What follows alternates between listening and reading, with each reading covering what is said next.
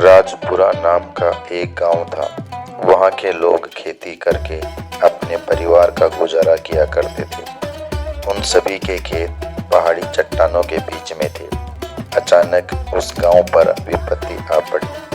आसपास की चट्टानों से बड़े बड़े पत्थर टूटकर नीचे खेतों में गिरने लगे, जिससे उनकी हरी भरी फसलें नष्ट होने लगी। कुछ ही दिनों में उनकी सारी फसल नष्ट हो गई, जिसे देखकर गांव के सभी लोग बहुत ज्यादा दुखी थे। उन्होंने इस समस्या को हल करने के लिए काफी प्रयास किया, लेकिन सब बेकार रहा।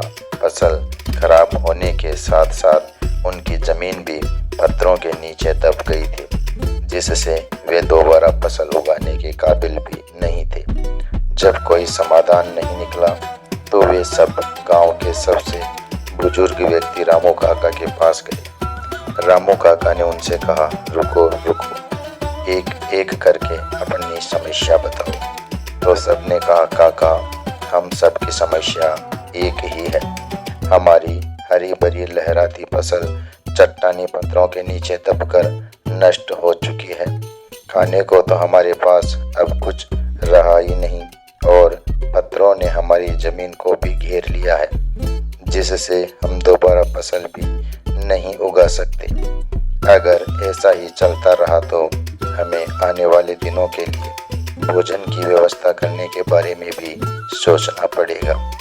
लोगों की बातें सुनकर रामू काका थोड़ा सोचने लगे, लेकिन इसी बीच गांव के कुछ लोग बोले, क्यों ना हम शहर चले जाएं। वैसे भी गांव में इतनी कड़ी मेहनत करने के बाद भी हम केवल अपने परिवार का ही गुजारा कर पाते हैं। अगर शहर जाएंगे तो अच्छा पैसा कमा पाएंगे और एक आराम की जिंदगी भी जी पाएंगे। लेकिन तभी रामू काका ने कहा, रुको, थोड़ा सोचो। हमारे पूर्वजों ने इस जमीन और इस गांव के लिए कितनी कड़ी मेहनत की है। अगर हम इस जमीन को छोड़कर चले जाएंगे तो यह हमारे पूर्वजों का अपमान होगा, और हम अपनी जमीन भूमि को इसी तरह नहीं छोड़ सकते। गांव के लोगों ने रामू काका की बात पर चिंता जताते हुए कहा, लेकिन काका, अगर हम यहाँ रहेंगे तो खाएंगे क्या?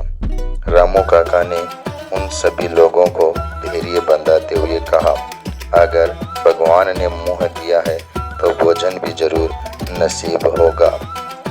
कुछ देर सोचने के बाद रामू काका ने कहा, क्यों ना हम इन पूर्वी दिशा के सभी पत्थरों को पश्चिमी दिशा में फेंक दें। इससे हमारी जमीन पहले की तरह ही स्वतंत्र हो जाएगी और हम दोबारा से इस पर फसल उगा पाएंगे।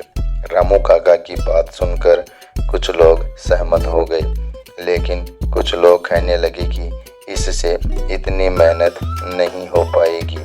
लेकिन बाद में सब लोग मान गए और पूर्वी दिशा के सभी पत्थरों को एक एक करके पश्चिमी दिशा में फेंकने लगे। लगभग एक दिन में उन्होंने अपने खेतों को उन सभी पत्थरों के चंगुल से आज़ाद कर दिया।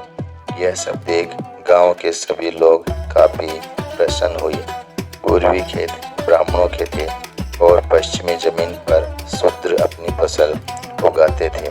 जब शूद्रों को पता चला कि उनकी जमीन पर ब्राह्मणों ने बड़े बड़े पत्थरों को फेंक दिया है, तो वो अत्यंत क्रोधित हुए और तुरंत ब्राह्मणों के पास जा पहुँचे। उन्होंने कहा, क्या तुमने इन सभी बड़े बड़े पत्थरों को हमारे खेतों में फेंका है? तुमने अपना उल्लू तो सीधा कर लिया, लेकिन हमारी फसल का क्या? ब्राह्मणों ने जवाब देते हुए कहा, हमने तो अपना काम कर दिया, अब तुम्हें जो ठीक लगे तुम करो। यह सुनकर शूद्र काफी गुस्सा हुए और उन्होंने तुरंत पश्चिमी दिशा के सभी पत्थरों को एक एक करके पूर्वी दिशा में फेंक दिया। दिन भर यही सब चलता रहा, कभी पत्थर पूर्वी दिशा में तो कभी पश्चिमी दिशा में। कुछ देर बाद हार कर सभी लोग रामू काका के पास गए। उन्होंने अपनी सभी समस्याओं को उन्हें ठीक से बताया। रामू काका ने हल बताते हुए कहा, एक काम करो, तुम इन पत्थरों को पूरे खेत की बजाय खेत के कोने पर इकट्ठा कर दो, बाकी बची हुई जमीन पर तुम फसल उगा पाओगे। लेकिन इस बार रामू काका की बात मानने से सभी लोगों ने इनकार कर दिया।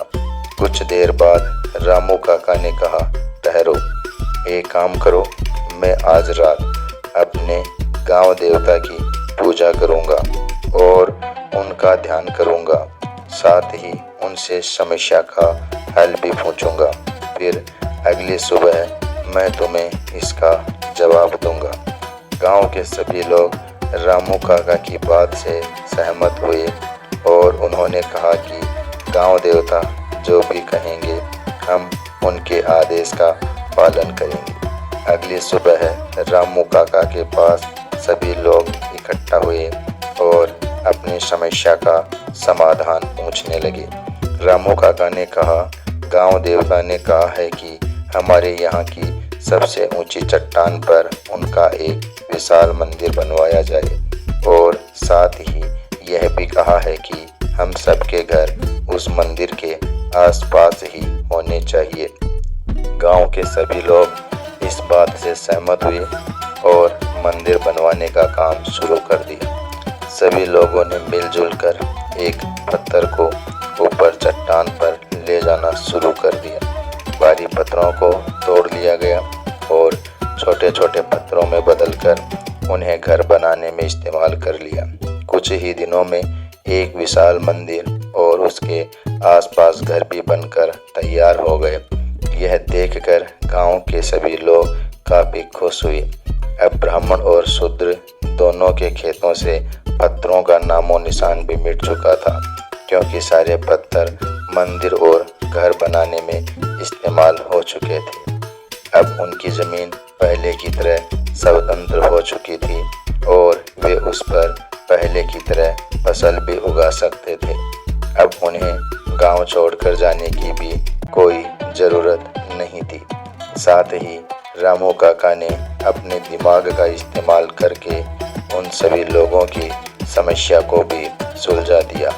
अब ब्राह्मण और शूद्र दोनों एक साथ उन्हीं घरों में रहते और उस मंदिर के सभी कार्यों को पूरा करते।